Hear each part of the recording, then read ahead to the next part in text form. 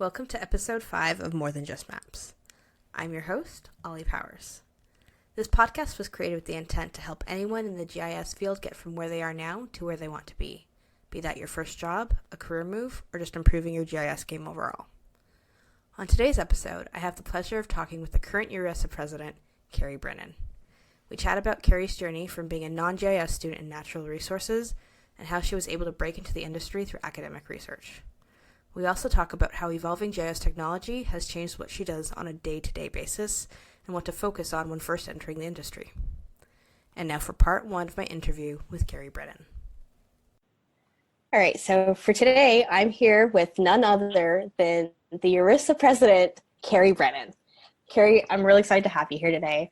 Can we start off with you just giving us a little bit background about yourself, how you got into GIS, and then how you moved from just a very beginner, lowly GIS student to where you are now? Sure. And let me just say that I'm really excited to be joining you here today. And a little bit of my history. I'm originally from Canada. I went to Laurentian University in Sudbury, Ontario. I'm dating myself by saying that back in the dark ages when I was at university and we were using, tablets to do our homework on, there was only one GIS class. There was no actual course, like no actual degree in GIS. I started actually working on a forestry project at the university my final year of school, working for a professor. And that ended up becoming about 2.5 years of me working at the university on it was essentially a research project for forestry mapping. And it was a fantastic time getting to learn all sorts of new stuff. So again, I'm going to date myself by saying this, but we used ArcInfo Workstation and had to do everything at the command line. This was pre-1995, so pre-Windows 95 and even ArcView 1 back in the day. For me, that was a great learning experience because I was able to basically dive in and start learning all of the real basic components of GIS by having to basically study the manuals. From there, I moved on and worked for what at the time was the largest nickel mining company, also in Sudbury. Worked there for a few years doing mines exploration GIS, which was fascinating, doing a lot of watershed analysis, looking at geology maps.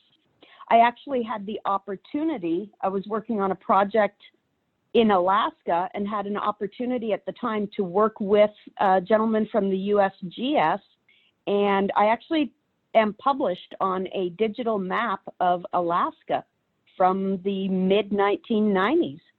That's very cool. It was actually a big thing for me too. I basically took a paper map and converted it into a digital format for them. From there, I actually went back into forestry and was living in very northern Ontario. And what do I mean by that? I mean, Were there roads? The town that I was in, the town that I was in was a destination, not a drive-through. It was 4 hours north of Sault Ste. Marie, Michigan, and the road literally ended there. There were no roads further north. Spent a few years there working for this small, really amazing GIS firm, and then had the opportunity to move down to Indianapolis, Indiana, which is where I currently live. Worked for a company that is now called Schneider Geospatial. Had an amazing time with them. Started out doing technical support for local government. Worked a lot in cadastral and parcel mapping, some utilities, a lot of consulting, and then also a lot of training. So while I was there, I became an Esri instructor, worked there for a very long time, about 12 years, then had the opportunity to move over and become the education director at URISA. So I have seen URISA from both sides as a member of URISA, which I joined in 2005, and then also as an employee for a couple of years, and then back to being a member and volunteer for the last 6 years. And I've worked my way up through doing everything from participating on committees, became a workshop instructor for URISA, which led into becoming a URISA GIS Leadership Academy instructor, was committee chair on a number of different committees, and that eventually led to me being on the board of directors, and then now being the president. At the moment, I left URISA. I went back to Schneider Geospatial for a couple of years and was doing some product management for them on a really cool damage assessment application, and then as well doing a lot of consulting work. And then almost 3 years ago, I had the opportunity to join Michael Baker International as the product director for our DataMark product, which is a public safety GIS SaaS-based solution to help local governments get ready for next-gen 911. Wow, that's a lot in there. I kind of want to go through each of those areas that you went through and kind of show people what the difference is between those, because between forestry and mining and then local government and what you're doing now, those are huge. Those industries are just different. It's still GIS, but it's very different how you go about doing that. So if you want to start, very much so. So if we can go further into the mining and forestry areas, I would consider those natural resources kind of the same, but from what you're talking, it seems like they're not. Like they're still very, very separate from each other. They definitely are similar but different, and you're absolutely right. They all fall into the natural resources environment. So back in the kind of mid to late 1990s, GIS was still, I'll say, relatively in its infancy, in that a lot of places didn't have GIS as prolific as it is today. So a lot of big projects were run out of universities or out of government agencies. And this is also in Canada too. So do you know if the same thing was happening in the US at the same time? Yes, absolutely. The same thing was happening at the same time in the United States versus Canada. In particular for forestry, to do silviculture, or basically the maintenance of forests, a lot of hand-drawn maps based on aerial photography, and these are the old 10 by 10 contact sheet aerial photography that you would have to use a stereoscope to look through, and you could determine what types of trees were in a stand of forest. That was a very manual process and took a lot of time to maintain. So GIS is just a natural fit for being able to map all of that information out, have it in a digital format where those resources can really be managed effectively and efficiently, which is obviously a huge cost savings. And honestly, in my opinion, it makes for better forest management. So you see that today everywhere in North America, really across the world, where you'll see, timber being cut down. Well, it's not just being cut down for the sake of cutting it down for timber, but things like going in and making sure that a forest is healthy so we don't have really bad forest fires. All that forest maintenance is all driven by GIS. The opposite side of that same coin is what I did when I was working for this mining company. At the time, it was called INCO, International Nickel Company, and now it is called Vale. Finding natural resources that would be harvestable and sustainable, and in particular, in this case, nickel, is a really big thing, because nickel is part of so many different other materials that we utilize. And looking for new resources in the exploration department. So essentially what would happen is the geologists would go out in different places throughout the world: Turkey, Alaska, Arizona, Indonesia, South America, and they would collect rock samples and stream samples and bring them back, have them analyzed, and it was my job to plot those on the map where they were. Now keep in mind, again, this was 1998, so handheld GPS equipment really didn't exist the way that it does today. So these people were lugging out huge, backpack-sized GPS units and picking up rocks and taking stream samples. What we would do is we would get those samples back. They would do chemical analysis on them with the latitude and longitude. We would plot them out on maps, start looking at the geology around it, and then as well we would do kind of some pretty cool watershed analysis, because you might get a stream sample that says you have really high molybdenum is one of the trace elements that is a marker for potentially a nickel deposit. But the area around you may not show that, so you've got to look back up the stream that it's on. So you could go back literally miles and miles to potentially find where that mineral was coming from. So it's absolutely fascinating work. I've worked on a couple of projects where I have mapped basically the province of Ontario from the Quebec border to the Manitoba border, almost from Lake Superior all the way up to the tree line. Very large geographic area to be mapped. We've both got that in common. Yeah. Yes. There are very few geographers and GIS professionals from Canada, I think, that have not worked in forestry in some form or another. So like I said, in late 1999, I had the opportunity to move down to Indianapolis to work for Schneider Geospatial. I came down here on a one-year work visa to kind of see how it worked. Both myself and the company said, let's just play it out for a year, see how it goes. And this is my 20th year down here. So far it's worked out very well. Sounds like it. The fun part about working at Schneider had been taking local government data, taking parcel maps, converting it into GIS data, and then applying custom applications onto that GIS data to really help local governments do business better.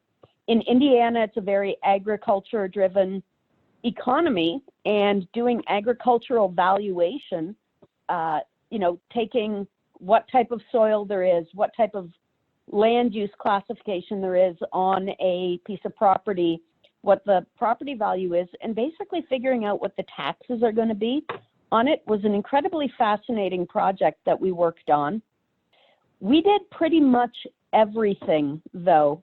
Utility mapping, obviously everything at a local government level. And then it's been very fun, especially in the last 20 years, to see the change in the landscape of GIS. So like I said, when I started in the 1990s, everything was driven on ArcInfo workstation, MapInfo workstation, all sorts of different applications that really took a large investment in time and knowledge. And they were maybe not the most user-friendly if we look at it back from today. But in terms of where technology had been to where technology is today, we've made incredible leaps and bounds. And if you have any idea when you started, it sounds like back in the 90s when you started this, it's here you went to school, you learned how to do this thing, and this is what you would be doing for a long time. Did you ever expect at all the pace that technology would move at, where you're having to relearn things not even every 10 years or 5 years or 2 years, but it's almost every year at this point? In all honesty, no, I never ever thought that. And technology truly, life moves at the speed of technology. I remember when I went away to school and I told my parents that I was going to get a geography degree, the first things out of their mouth were, "Oh, you're going to be a geography teacher." I'm like, no, That's I don't what want to I be a thought as geography well. teacher. Everyone asked if I was going to be a school teacher, and I chose geography. And you know, school teachers are the foundation of society. They are the masons of the world. They put together all of the building blocks for us. So I don't want to say that there's anything negative about teachers, because I've had some of the best teachers in the world, but that's just not my fit. And so, you know, trying to explain to my parents that I was going into geography, and they really couldn't visualize what I was going to do. So eventually, when I was able to actually show them that I'm going to do air quotes right now, I make maps for a living, that actually gave them something tangible to understand what I did. And yeah, so like I said, I always love to tell this story, that the first computer that I had that I worked in a GIS lab with was a Pentium 90 with a 500 megabyte hard drive on it. Oh gosh, I think my phone is bigger than that. It's definitely bigger I than was that. going to say, I just got a new phone last Saturday, and it has 128 gigabytes of storage on it. And it's gone from being this huge, like, cathode ray monitor and a big box underneath the computer to, I literally have more horsepower in my phone. One of the things that I absolutely love about GIS, that I have seen the transition over the past 15 years. I saw an article pop up yesterday that said Google Maps turns 15 this year. In fact, I think it's this month. And in the last 15 years alone, the change in technology and the proliferation of GIS, it has become something that is no longer specifically for local governments or large universities, federal government, things like that. GIS is now pervasive in everything that we do. And this is what really excites me. It's so pervasive that non-GIS professionals take maps for granted today. Like, And I can't what I remember mean the by last time I didn't use Google for something. I can't imagine a time when I didn't have Google. And like you're saying, it's only turning 15 this month when we're recording this, which is insane. Exactly. Yes. And that's coming from somebody who used to work I used to make road atlases. So I used to make the paper map, and I still can't imagine a time without Google. Yes, it's amazing, isn't it? But, Yes. you know, if you pick up your phone and you log into your Starbucks app, your Grubhub app, your DoorDash app, anything like that, what's the first thing that happens? It asks you for your You zip type code. in your address, and it pulls up the map. 15 years ago, that just didn't exist in our world. And I get very impassioned by that. You know, the fact that we've made it so that society just automatically relies on what we do for a living. They may not understand sometimes the heavy lift behind making sure that there's good quality data in these systems, but that's also kind of cool as well, you know? It's also cool how before, if you had asked for an address or a zip code or any information, people are, why do you need that? Where are you doing with this? People were very untrustworthy, but now that they've seen the power of what location data can do, yes, we can pinpoint you to the closest pharmacy that you need or whatever it is. And the industry just makes every single service that much more convenient for people. And they're starting to realize this. So now there's a lot less hostility when you're being asked for an address or a zip code or a postal code. Absolutely. And we definitely are in the age of the Internet of Things. Everything is basically shareable online, good, bad, or otherwise. But we're also in the world of big data. And I know those have been kind of buzzwords and catchphrases, especially in the GIS world in the last, 3 to 5 years.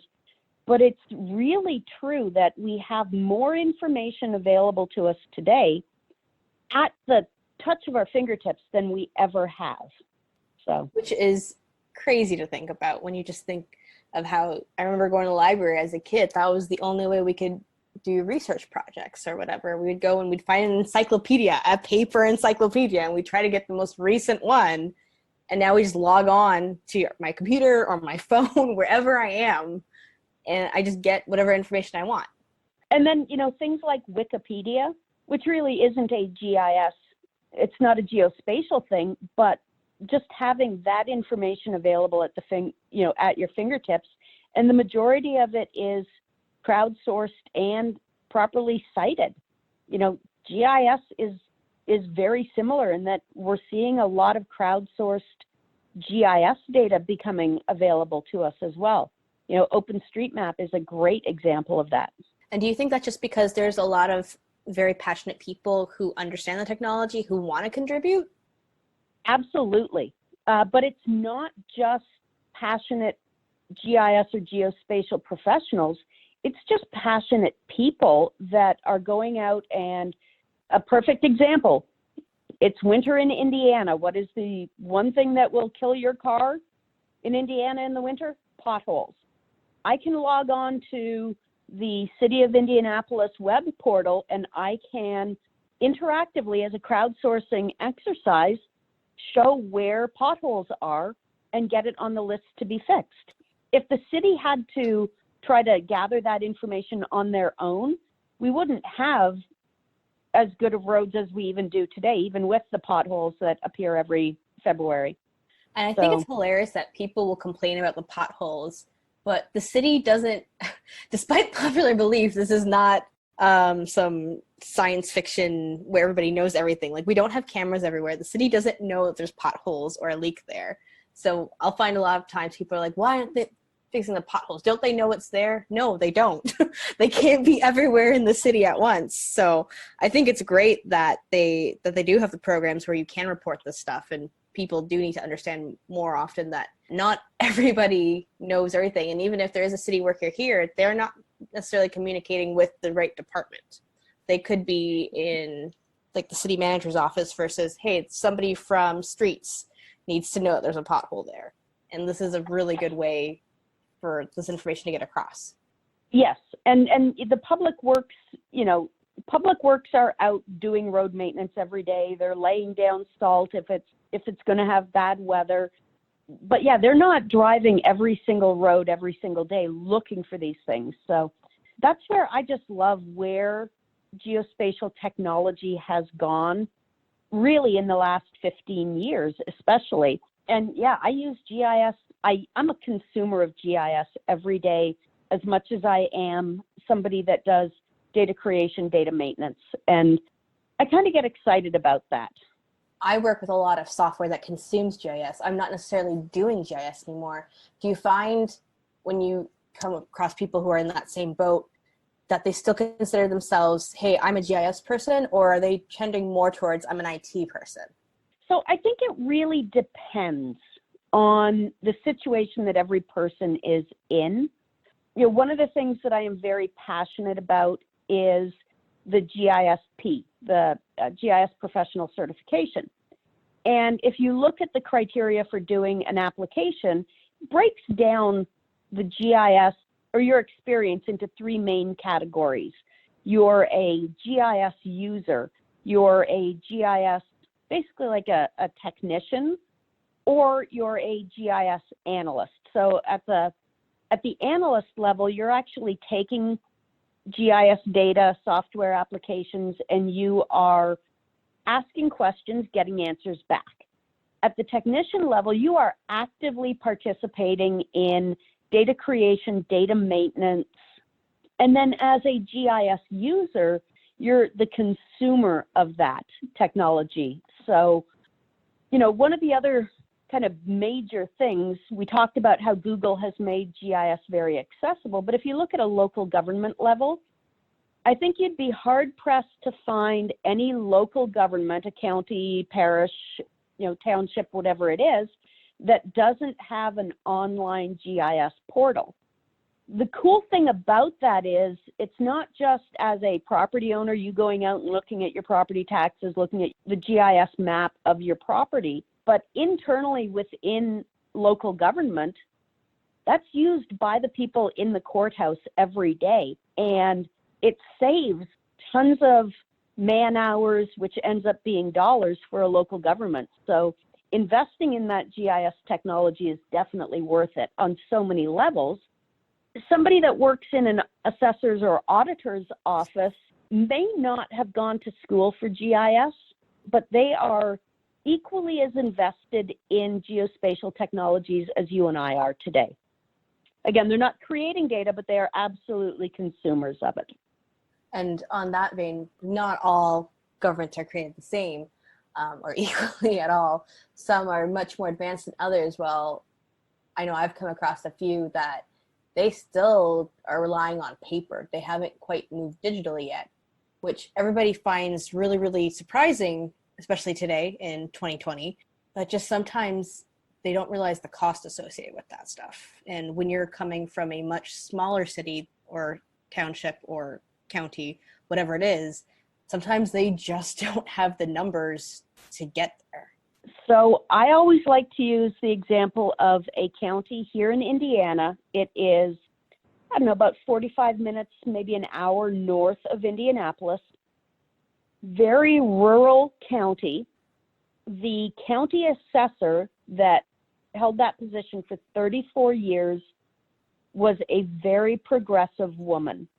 So when she took over as the assessor, they were one of the last counties in the state of Indiana to go off of paper assessing. So having your property record card and doing all of the math by hand. Just think about the man hours involved in that for calculating, land value to send to the auditor for taxation. But they were one of the first in the state to have a full GIS. So they kind of went from 0 to 100 in, they didn't slowly progress into it. When they went to technology, they jumped in with both feet. And that's been since, again, the late 90s, early 2000s. So something else I want to touch on, and we've said this over and over again, so technology definitely just was not what it is now when you first started, or even when I first started. So for those who are just getting into the GIS field now, what's something that you think they should focus on, whether it be certain skills or different types of technology that you should keep an eye out for, or just different types of trends that they should look at? Obviously, we have certain technology stacks, whether it's in the open source environment or it's a commercial off-the-shelf like an Esri product or something like that.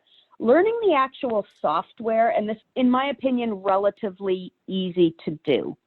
Understanding the core basics of GIS, points, lines, polygons, rasters, doing basic overlays, all of that is incredibly useful. And it helps, in my opinion, to not rely on the software to answer the questions for you, but you need to understand the parameters you put in are going to affect the parameters you get out. So having that basic knowledge is key and critical, in my opinion.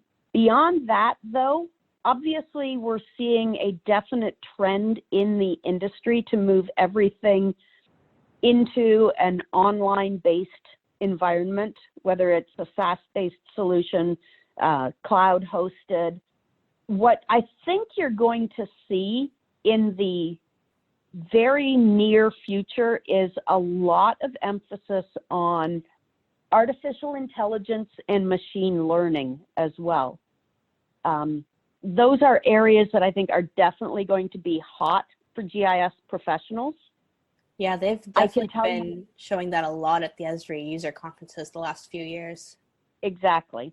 The other thing is, and I'm the very first person to admit this, I am not a developer. I don't think like a developer or a programmer, but there are huge needs for good, qualified developers that have GIS experience. So if you understand Java, JavaScript, .NET, and you've got a good geospatial foundation, there are a lot of jobs available out there for you.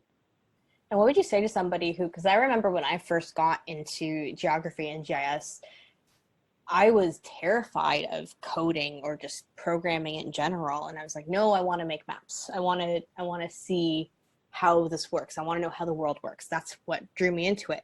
And it wasn't until I was kind of forced to do that stuff that I realized, oh, this isn't as bad as I thought it was. Like now I can code, I can make automations, I can make some quick apps. And I remember before just being, this was not what I wanted to do. That was only for smart people because I didn't consider myself a smart person. What would you say to people to get them to understand that, hey, this is totally learnable? So what I'm going to say is everything old is new again.